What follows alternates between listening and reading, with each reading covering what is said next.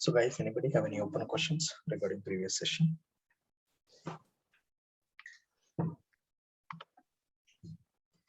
Venkat, one question I have.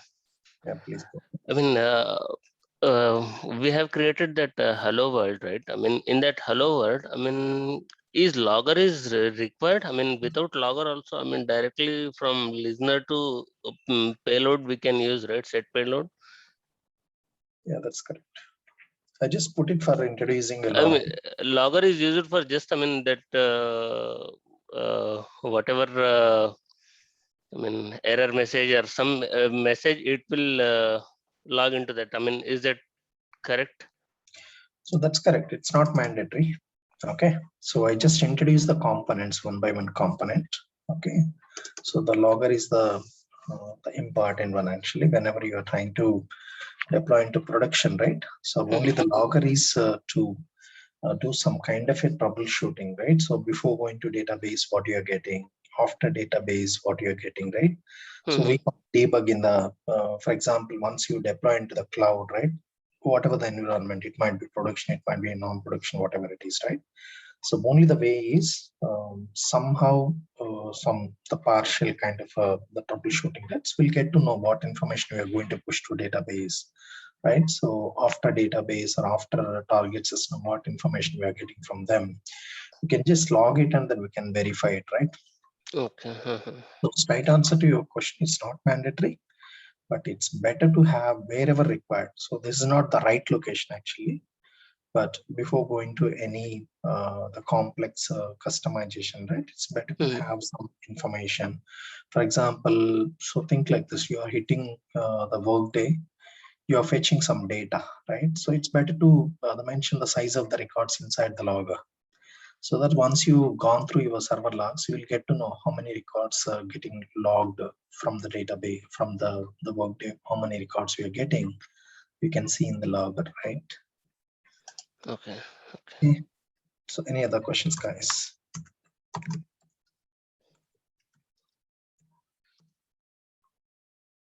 Okay, so that's why I said, so even though if you keep the logger, okay, so there is no any harm to your performance actually. As I said, it will work like a asynchronous manner.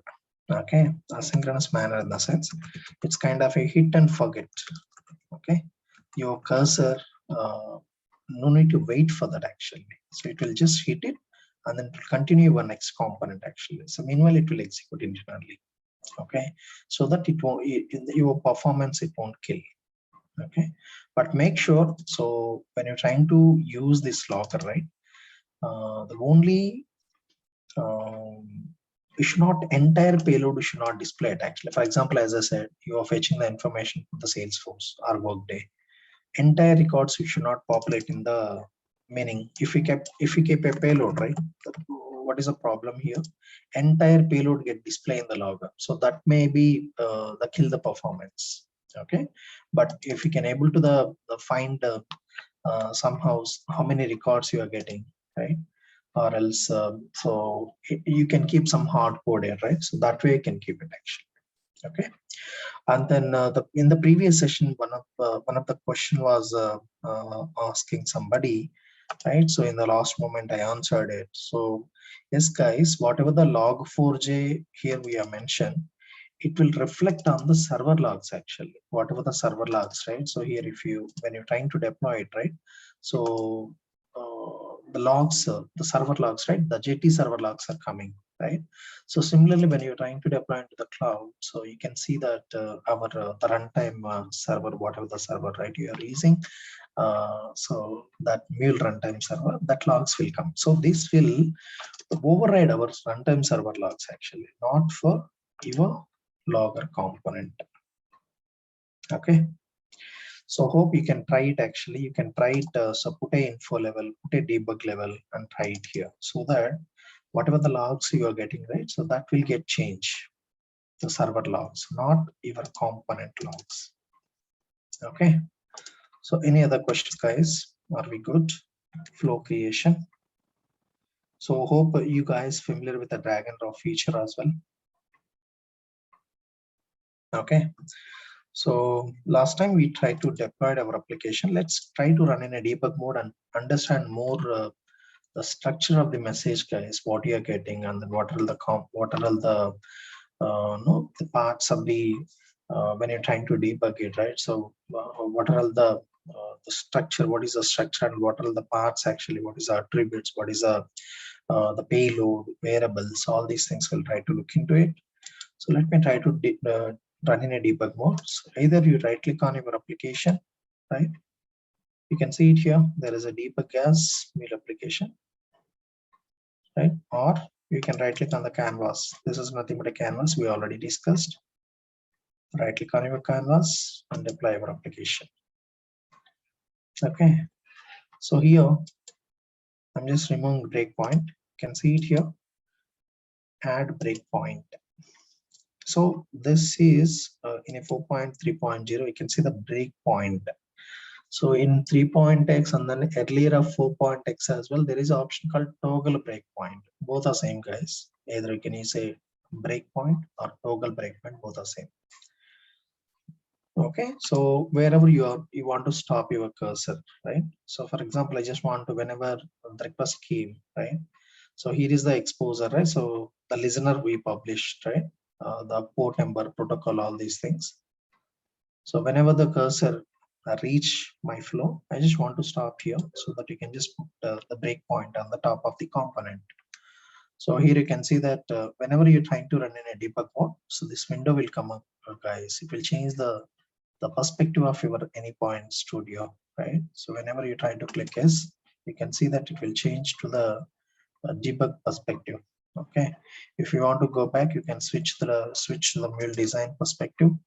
Sometimes if you see any clumsy kind of thing, the look and feel, right, you can just change the reset thing. Actually, right click on your, either it's a design or either it's a the debug mode, right? So there is a reset option. You can just click it. It's automatically changed. Okay, so currently I can't able to see the console here. Actually, whatever you want to uh, if you're not able to see any item here, right, any tab, if you're not able to see it here it will be there, guys. You just go to the window, show view, just click it, whatever it is. In other also it will be there. Just try to search it and then it will open here. Okay, you can just drag it wherever you want that one as well. Okay, so you can see, let's look into it. So what is happening when you're trying to deploy your application? Okay, either in a debug mode or normal mode. So what it will happen, first it will try to build your application, guys, right? You can see it here.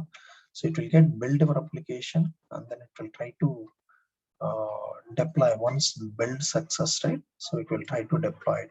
So if you see here an option build automatically, right? So whenever you are trying to make changes here on the flow, right? So it will keep on, it will try to build it actually, right? So here is the Java will the come into picture actually whenever you are trying to compile your program, right? So each and every component here, the palette, whatever the component you are seeing here, so each and every component built by using Java technology. Okay, so it will buy. That's the reason Java is mandatory to build your application. Okay, once it will build, so whatever the jar file, right? So in your workspace, right, it will get generated. So and then coming to deployment, right? So here you can see there is your application name and the domain is default, right? And then status is deployed. So we are fine with application name and status, but whereas in domain, what is domain here? As I said, the going forward, you are going to discuss about domain application as well. So as I said, if you have any common applications across your organization, right, we'll create a domain project first. Okay, it's kind of a parent project. So we'll create common configuration across your applications. Either it's a common flows, subflows, along with the configuration. It might be the database configuration. It might be any other external system configuration. We keep it into the top level project. It's a parent level project, right? And then pom.xml as well. If you see here, iniverpom.xml. So whenever you're using new component, right, or else external system integration, right, the dependency it's going to add it here. For example, if you already add into your top level project, the parent project you can import here actually, so that every project you don't need to put that external dependency jar. Okay, so that is a domain level project, guys. But the problem is when you work with a domain project, you can't deploy into the cloud. That is only the drawback, right? So only whenever on-premises deployment, right? So hope you guys are clear. If you're not clear any terminology, please highlight your voice, guys, so that I'll repeat it. So we have a different types of deployments I was talking about. There is a cloud. So there is a runtime fabric, right? It's kind of a hybrid. So the next one is on-premises. Okay. So we are going to see the cloud, maybe today or next session. So how to deploy into the cloud. So the next one is hybrid is the mix and match of both the on-premises as well as the cloud. So the next one is on-premises, guys. So this is anywhere client premises. Anywhere client premises. So client have entire server setup. So we have to take care to server setup, right? So we have a software. So we have to download from the official website, right? So the runtime server, all these things we have to set up here so that you go and deploy your application inside your on-premises. Okay, that is your client premises, you can deploy it. So coming to this domain thing, only applicable in case of on-premises deployment. Okay, so that is about this domain. Right now we don't have any domain project, so that's the reason you can see default. So we'll see soon the domain levels as well. Okay, so here you can see that all are the info level logs, right? These are all JT server logs. You can see what is happening inside the server. Okay, so let's try to hit the request. I put a debugger here, so you can see that what is the port number and then what is the path here. 8081 is the port number and the path is hello, right? So let's try to hit the request now.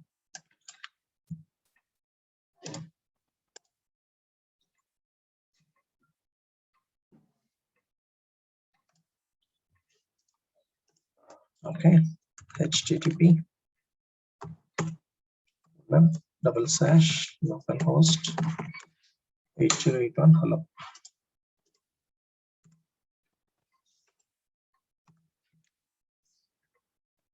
Okay, I got a request, you can see. So whenever you are trying to hit the request, so our application is running with this port number, with this service in your local host, with this path.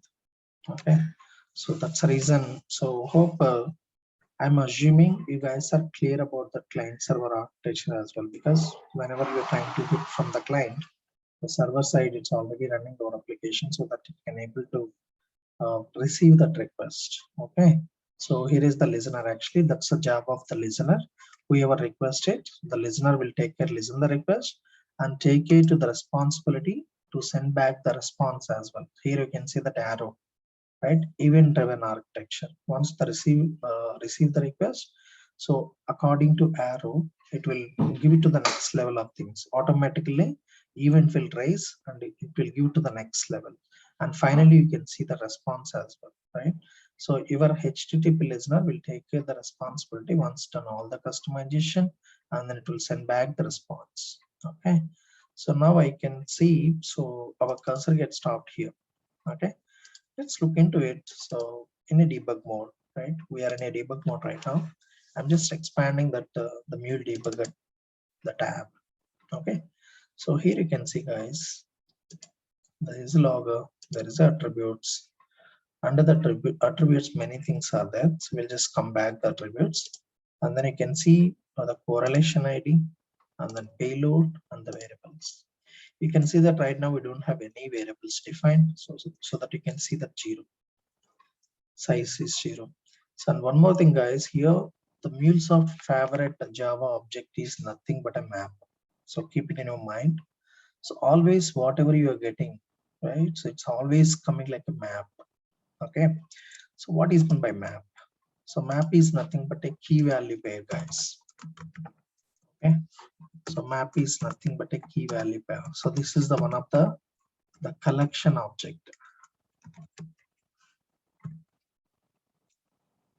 Okay, so this is one of the core Java, the collection class, guys. There is a collections concept. We have a set list map, right? So here, whenever you want to pass some key, right? For example, I just want to, sorry for that. So for example, I just want to fetch the score, right, based on the player. I'll just pass the player name, right? I just want to fetch appropriate associated player score. Okay, if I give that whatever the data we have, I'll just give that player name. I'll just get a score. Okay, so here as well. So I just want to give that the variable name, appropriate information I want to fetch it. So all are the behavior like the map only. Okay, so that you just pass that key, will get a value. So accordingly we can read it. How we'll read it, we'll see. So the logger we are clear. So that's the logger component. We can see that level is info. Message is welcome to MuleSoft. I just put it. The next one is attributes. This is very important, guys. So sometimes we have to do some kind of an auditing, right? So from where you get the request, what is the request path, what is the relative path, right? So what is the method type, what is the address, from where you get the request, right? All these things you can see in the attributes itself. So the based on your client request, right, you can just capture that appropriate information. You can put into some audit log table as well. Okay, so that in future you can just look into that audit log table, then we can understand from where you get the request, all these things. Okay, so let's look into it one by one. The major things in the attributes, right? So whoever working on the 3.x, you can't see this attribute. Okay, so there is inbound properties, outbound properties concept in the 3.x, but whereas in here there is a concept called attributes. Okay, there is no inbound properties, there is no outbound properties here. So everything is an attribute here. Okay, so the main things here, there is a headers, right? You can see by default some headers are coming. We're not passing any header. If you see, these are all headers by default coming. Okay, so if you want to pass any headers, right? For example, in future, when somebody is trying to hit the request, now we are trying to hit the request here, right? So we're not passing any headers, right? Obviously, we need some API tool, so we have to pass header, right? So through browser we can't able to pass it. This is a get request, so that we are trying to hit the through browser as well.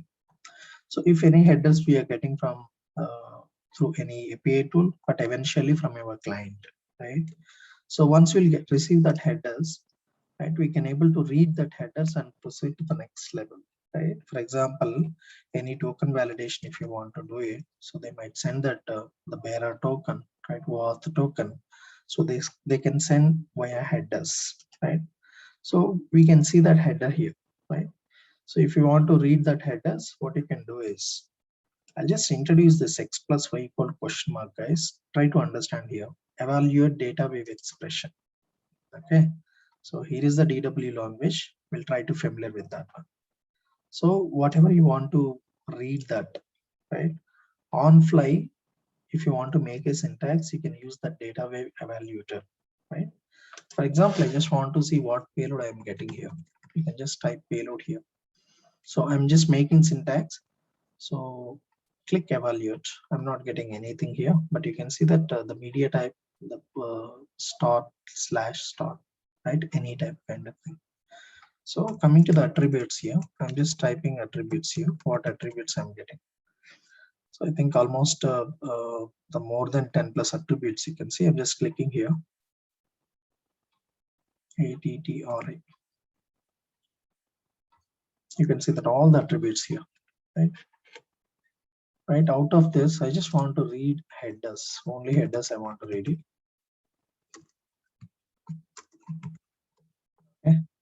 Just click evaluate. You can see that almost 13 headers I can see here, right? 0 to 12. It's nothing but a 13. In your side also, just open this window and then try to familiar with this, guys. If you click escape button, it will get disappear, guys. You just open this, and then if you click any button, or it's usually we'll use escape button, it will get escape that window, right? So that way you just pass the headers. Here I'm just passing key only, right? If you see header, header is nothing but a key here, right? We're just passing headers here. I can see that whatever the items are there, whatever the things are there, or whatever the inputs are there, I can able to see here. For example, first one you can see headers dot host. Okay, so what is a host here? It's nothing but a local host, right? So that way here, if you say I'm just passing the key, right? Host is the key here. So right, I'm just passing the key. I can able to see that value, so that in your coding you can use this syntax. It's nothing but a syntax here, right? This is the DWL language. Okay, we'll see soon that part, all these things. So I'm just minimizing that one. Whatever the header you want to read it, that way you have to prepare a syntax, you read it. The next important thing under attributes is so there is a request, there is a query parameters, right? Here you can see that the query parameter size is 0, right? Sometimes you might see for a get request, right?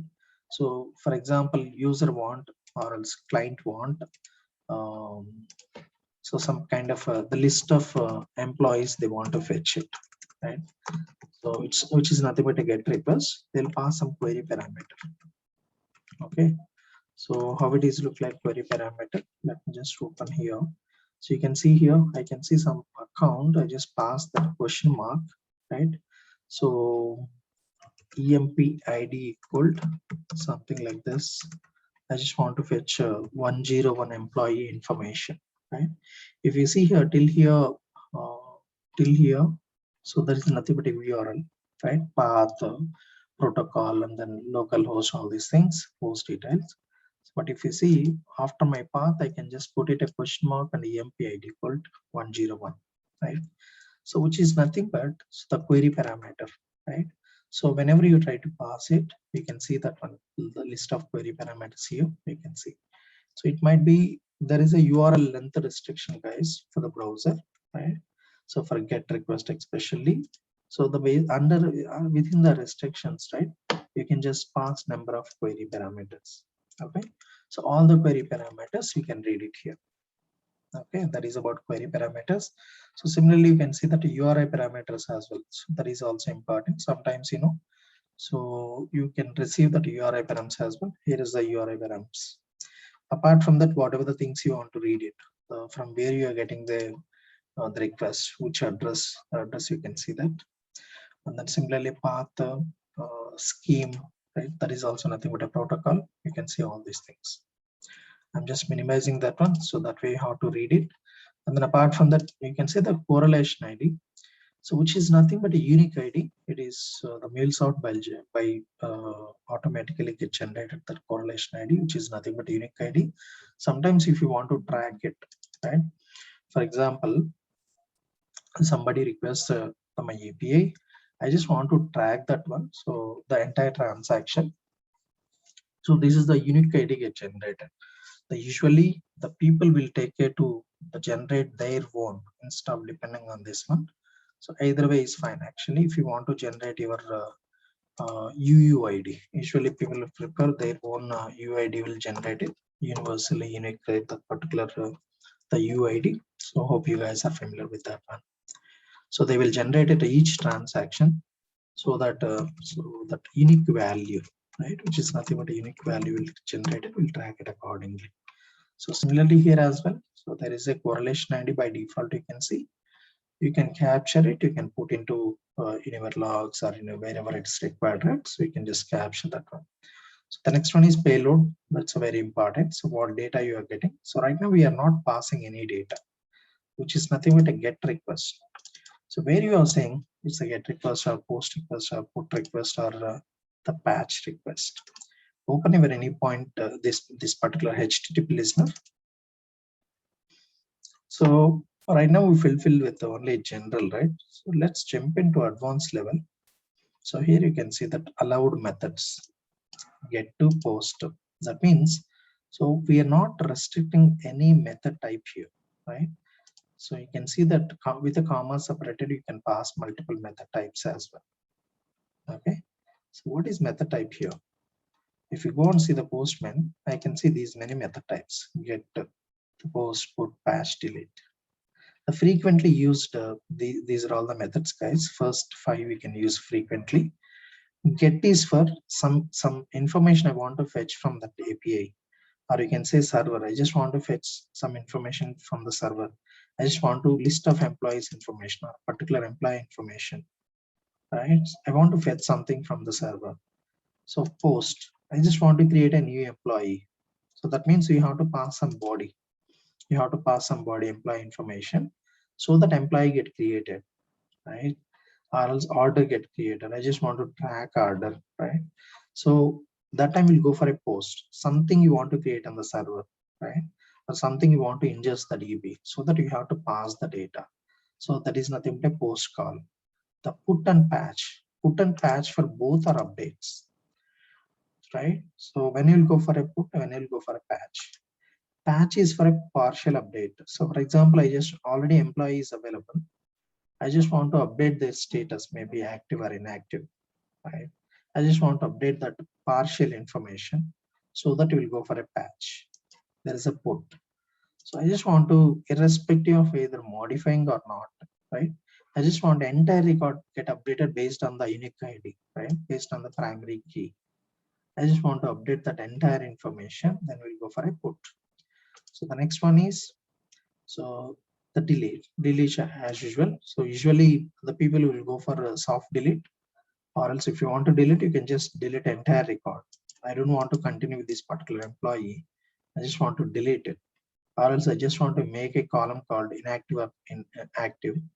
I just make it true or false, so that it's kind of a soft delete. Instead of deleting entire record, you just make a flag, right? So that way you can see that methods, different kind of methods, right? So same here, you can pass it actually. So right now I did not pass it. Let's see, we'll pass it and we'll try to see. So if you pass a unexpected method type, so what error it will come, we'll see that one. Okay, so that is the location where you are trying to pass the method type. So now the cursor, whenever I'm trying to hit the request, I see the request here, it gets stopped here. Okay, so here you can see that one more part in the debug mode, variables, guys. So right now we did not define any variables. So if you define any variables, you can see that actually what information is available in the variable. You can watch it accordingly, and then you can proceed to the next level, and then we can read the variable as well using the text plus y question mark. Okay, so how to move next step? Okay, so in a debug mode, you can see some symbols get highlighted only when debug mode. So in normal mode, these are all disabled. These are all symbols, right? So I'm just clicking that F6. Here you can see the shortcut F6, or else you can just click the symbol. I'm just click the symbol. Okay, you can see that my cursor jump into next component. Is there any changes in your this one? Observe here. The new component came here, right? Set payload. Previously, what is a component? We are on top of the logger, right? Right now it's a we on top of the set payload, right? And then there is no changes here as it is, because we are not passing any information. Only the thing is, go and check in your server logs, right? The logger should display, right? Here you can see that welcome to MuleSoft. The logger get displayed. Okay, so next step, let me just click that, go that the Mule debugger. I'm just clicking next step. So every time you can see that if you click, I put that option, it won't ask again. So whenever you're trying to click that, it will keep on asking a debug perspective. Actually, it should be in debug perspective. That's the reason it's highlight that. I mean, keep on coming that dialog. So I'm just clicking here. Now go and look into here. Any changes happened here? Yeah, I saw some change in the payload, right? So let's see. Search for the payload here. So previously empty payload, right? I did not see any the payload. Now I can see welcome to MuleSoft as part of the payload. Okay. And just finally, if you don't want to click next step by step, just click F8 on the resume. Okay. I can see 2 loggers in my server logs, and then go back and check to your server, your browser. Observe here, welcome to MuleSoft. So that is coming from where? Coming from your API. So the last component, what you kept it here is a set payload. Whatever you are passing here, that will reflect on your browser. Okay, let's quickly change that something here, and then we'll try to hit the request now. So go to your advanced step. I'm just putting here only get guys, or else only post. Let's put get first. Okay, observe here. I just make some changes here. Okay, so let's save it actually. Before that, open the console. So now it's a deployed state. I'm just saving this one. Save is there, save all is there. I'm just clicking save as, save all. Observe here, your server automatically get redeployed it actually. You don't need to worry about that. You don't need to manually redeploy that one. Observe here. So this change will only happen when you make a changes in the XML configuration. Right? If you change any the properties file, right? So it won't the redeploy it actually. Only in case any XML configuration, if you make the changes, automatically redeploy it. Right? How will you get to know redeployed successfully or not? I did not see any deployment status, but in case if you in the when you're trying to deploy first time, I can see the deployed. But second time, so once redeployed, you can see here started app. That's it. Okay, so let's try to hit the request now. I'm trying to hit the request with a get. The by default get only, right? When you're trying to hit through browser, obviously we'll get that is say the get request only. So that I did not see any issues at giving me back what we are expecting. So let's try to hit a different method. I'm just taking, so we can't hit any other method apart from the get via browser, right? So we need some API tool. So whatever the tool you're familiar, so please set up accordingly. You can try to hit the request. I'm just choosing post guys here, the method type. Let's try to hit the request now. Observe here, method not allowed, endpoint slash hello. It's clearly saying the 405, right? So observe here, guys. The method, the status also very important actually. What status code you are receiving, right? So let me try to click F8. Observe here 200 status code. If you pass everything, happy path scenario. If you pass proper information, what we are expecting, what the API is expecting, you can see that how much time it was taking to execute it, right? And then, so what is the status code you are getting back? What response here you can see, right? So in case of host, let me try to change the method type and then hit the request. Here you can say that method not allowed, okay, which is expected. The 405. Try to understand the each status code. That's a very important. So 405, whenever you are trying to send a wrong method, right, which is not expected by your API. So then you can see that 405 method not allowed. Okay, so that means something wrong you are passing, right? All the 4xx. That's a part of the 405 is part of 4xx, right? So that means a client side mistake. So we are trying to hit the request with a wrong method, right? Available listeners, observe here the part of your logger. It's clearly saying so available listeners hello along with a get request. But what you tried it, you can see it here, no listener found with the post request slash hello. Okay, is that clear? Any question on this one?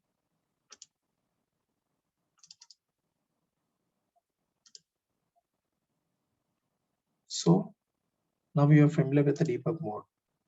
Okay. So what are the parts in our debug mode when you're trying to hit the request? Yeah, please go ahead if you have any question. Yeah, Venkat, one question from my side. Um, when we are debugging, so can we set any expressions on fly during the debug mode?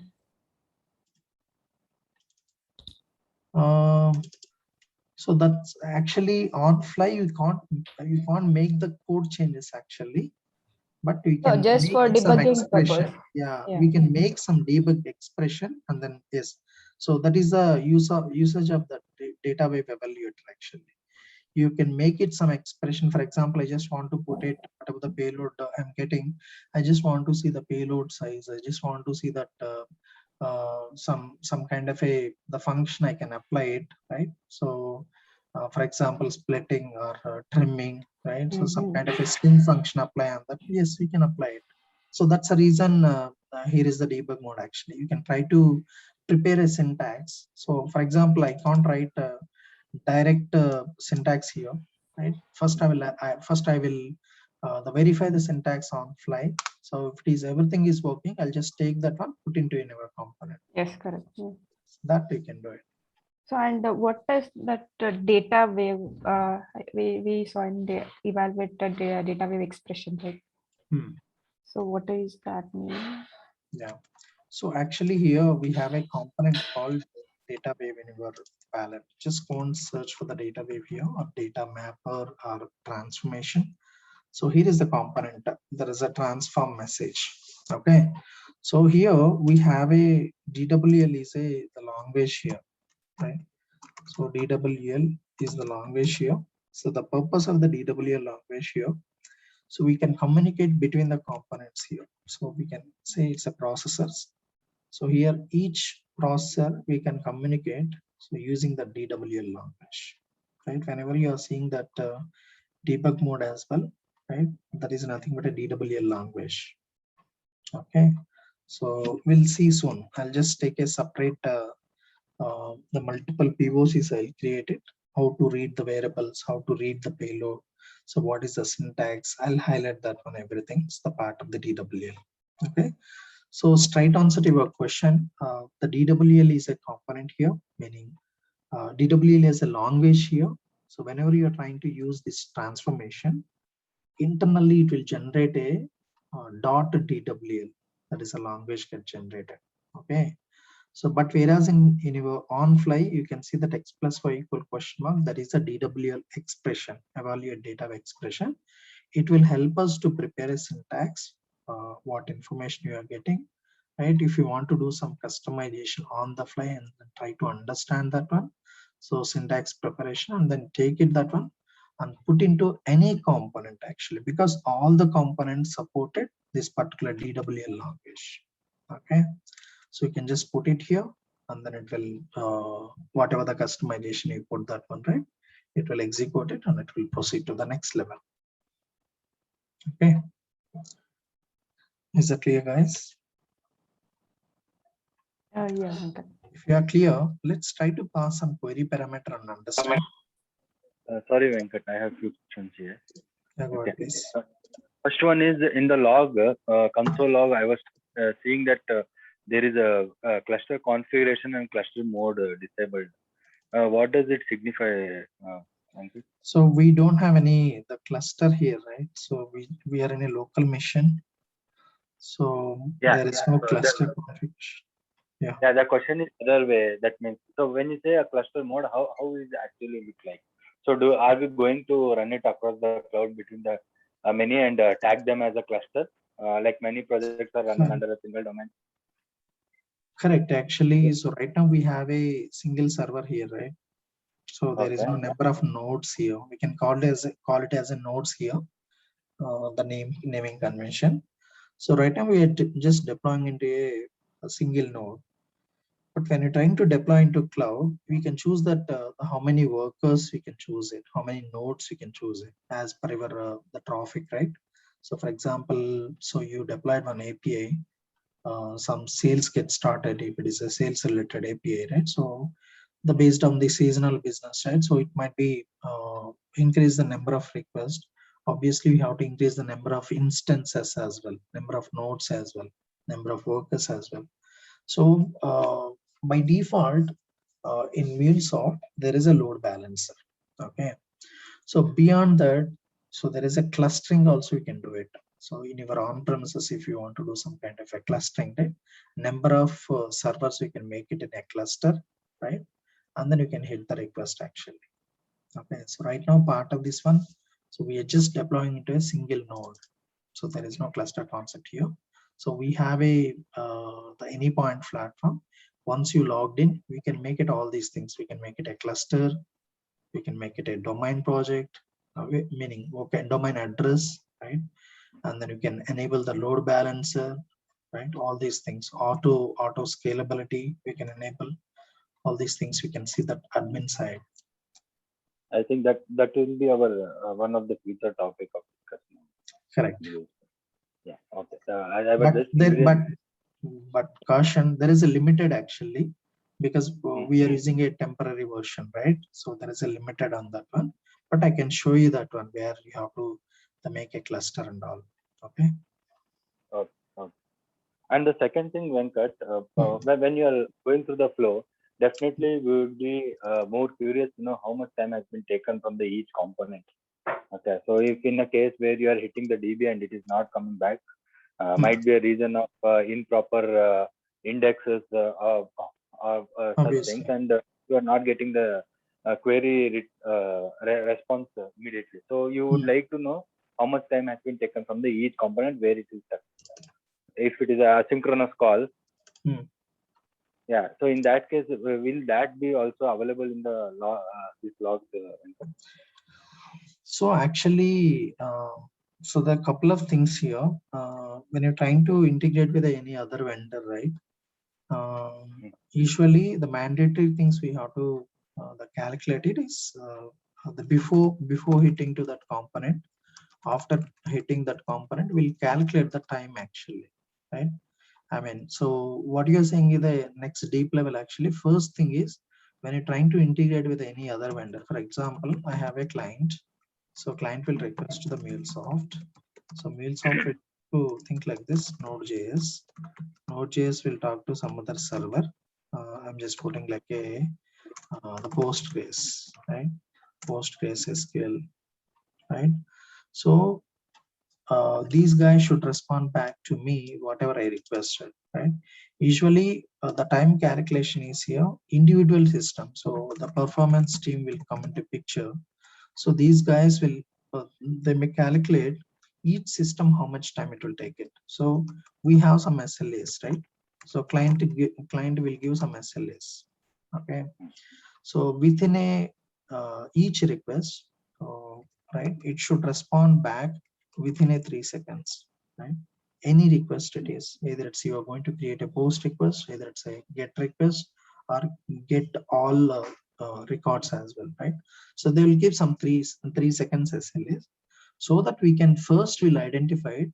So each system, right? Here you can see the multiple systems, right?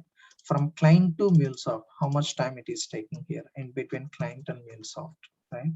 So from MuleSoft to the Node.js, how much time it will take it, right?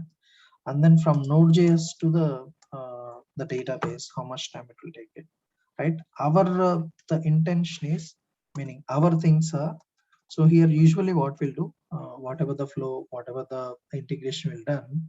So whenever the request come to the MuleSoft, we'll just a now function we can use it. There is a it will give that entire timestamp, okay? The date and timestamp it will give. So we'll just make it a start. So whenever the request received it, we'll just make it a start, right? So that we can just display the time. So what the request coming. The next one is, I'll just make it an end time actually. End time in the sense, what you can do is the before Node.js, before hitting Node.js, right? So what is the time? Okay. And then after Node.js component, that means a response coming back from the Node.js, right? That time you can calculate the time. You can use the now function, you can calculate it. So that if you subtract it, so the original time, how much time mule will consume, you'll get to know. Yeah, go ahead, please. Sorry. So this is more like at the individual platform level. Correct. So how much is taking, how much is Node.js, and how much taking to. Oh, But the question was more on the if you get into the canvas. So there are multiple components like logging and payload. Okay, this is a very simple flow, so I don't have much transformations or anything present over here. Okay, so I want to know how much time it has taken for the input request and how much for the set payload and how much for the. So is that available at the each component of? correct.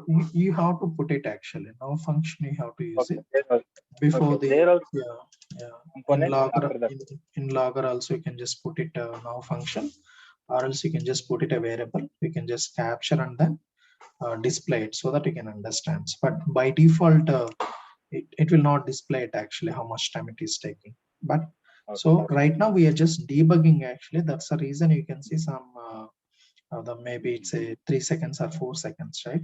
But eventually it will be very fast actually. So you can't. Yeah. It's a the point 0.25, 0.35. So like that will get the response back. Actually, it will not consider. So if you see here, yeah, here also you can see that you can understand the log to log actually. For example, here we are trying to display it, the loggers, right? 2 logs. Here you can see that the timestamp as well. Okay, so you can see that nanoseconds, right? 661, 614. Based on that also, you can just try to understand somehow the timing. Okay. So is that clear, guys? Any other questions? I have one more question, Venkat. The third question Please. regarding the DWL. Okay. So Okay. in my case, in my payload, I being in telecom domain, I will take one example of a CDR that gets generated. So we have incoming, outgoing, and conference calls records. So if that is coming as a payload, can I use the DWL and filter out only incoming records and pass it to the next component? Yeah, obviously. How will I identify? Is there any segregation, incoming, outgoing? Yeah, there will be usually an indicator. So based on the One, indicator. so there might be one of the field will let me know that which kind of a call is that. So my more question is, we may in the next transformation, I may not be interested to select all the kind of calls. So in that case, I may put a filter over in the set payload below that using the DWL, so that I filter first level data and send it to the only filter data to the next component. Correct. We have a filter option in the DWL, meaning data web. There is a transform, right? So not only filter actually. So the many keywords are there actually. Filter, some trim function, some the contains function, right? The many keywords are there, many features are there. The transformation. Yes, answer to your question is we can filter it out based on some indicator, right? So usually I observed the most of the times, right? So whatever you're going to create the API, right? So which is generic to nature actually, right? So it's not to single API, single the device or single the vendor we are not implementing actually. So it's kind of a generic APIs we are going to implement it. Okay, for example, think like this. I'm just giving the example. So this particular API, whatever the API you are implementing, so it might the consume multiple devices. It might be mobile, right? It might be the laptop. It might be tab. It might be some other desktop. Think like this. So we'll get a request. So different the devices, right? So we'll try to understand. So for example, think like this: you are sending back the list of employees information or list of think like this. It's a case management system we are going to implement it, right? Last to 10 hours or last to 10 days, how many cases, how many P1 cases get raised, right? So that it might be lakhs of information might be there, right? So when you're trying to populate that lakhs of information, if it is a mobile device, you have to send a limited information. If you just throw the dump the lakhs of information, the mobile can't show that much information at a time, right? It's a limited. So the laptop, the size is different, right? So tab size is different. The desktop, the number of record size is different. So that here, Yes. as part of your API, you have to just if you put a filter, the based on the device ID, right? They might send the device ID, right? Accordingly, you have to respond it. So you have to take care of your pagination in your side, or else, so they might be the front end side also, they have some kind of a caching technology, right? So if you send 100 records, right, they can just show the 5 records at a time, and then they will pull 5 more records from the cache, right? So these are all things we can filter it the based on certain device ID, right? Yes, that feature is there actually here. Okay. So at the minimal exposure that I have on DWL right now, so I treat it like I will use the DWL for further transformation and enrichments also. Exactly. Yes. So we have separate session almost 2 to 3 hours on the DWL, guys. But we'll try to introduce the basics on the transformation. But we have a separate session also there, the complete feature actually. Okay, the deep dive session on the transform. Thank you, Vijay. No issue. Okay. So are we good? So try to try to create a flows and try to play with around in a debug mode, what you are getting in a debug mode, and try to prepare a syntax, right? So try to familiar with these things, guys. Okay. So coming session, what we can do is now we just build in your local and then deploy in your the JT server, as I said. So coming session, what you can do is, so can I try to create an account, guys? There is any point the MuleSoft.com. Okay, so just try to sign up here. There is a sign up option. I'm just putting into chart, the Zoom chart. So try to create an account. So they will provide 1 month trial account, guys. So that, so if you go and look into it, whatever we build that API, right? Just right click on your application, properties, go to your workspace where you created a workspace, right? Just open your project. In the target, you can see that build the jar file, the artifact jar file. Okay, so this is the one you are going to deploy into in your cloud. Okay, so now we just hit the request, and then I can able to see the response here in this the JT server itself, right? So we'll try to deploy in a cloud, and then we'll see how the execution will happen there, how the logs look like, right? So what all the options are there, and then we'll try to deploy it in the cloud, and then we'll try to understand this one. Okay, and then next session we are going to cover the externalization as well. If you see here, I just hard coded here, right? Eventually we should not hard code anywhere else in our component. Everything should be externalized, right? So that in future any changes occur, you just make the changes in a outside of the code itself. You should not touch base the code. If you touch the code, every time redeployment is required, right? So that too, it's kind of the code change, right? Instead of that, we can make it some externalization and make the changes in the outside of the code itself, so that it should reflect here. Okay, so we'll cover the deployment and the externalization part for upcoming session. Okay, so that's all for today, guys. Please try to create an account before coming to the next session. Okay, so there is no session tomorrow, guys. So we'll take on Monday. Okay, so we'll connect on Monday and then we'll work on it. So that's all for today. Anybody have any questions, guys, before we end up this session? Venkat, do you have any study material as a part of this MuleSoft? Yeah, somebody was asking actually, I think Praveen. Yeah, We yesterday. are going to discuss about the complete latest feature actually, 4.3.0. So right now I don't have any actually. So once I'm just preparing, if I get it, I'll share you, but not now actually. I don't have any. Okay. Okay. So that's all for today, guys. Thanks for joining. We'll meet on Monday. Thank you, Venkat. Thank you. Thank you. Thanks, Venkat.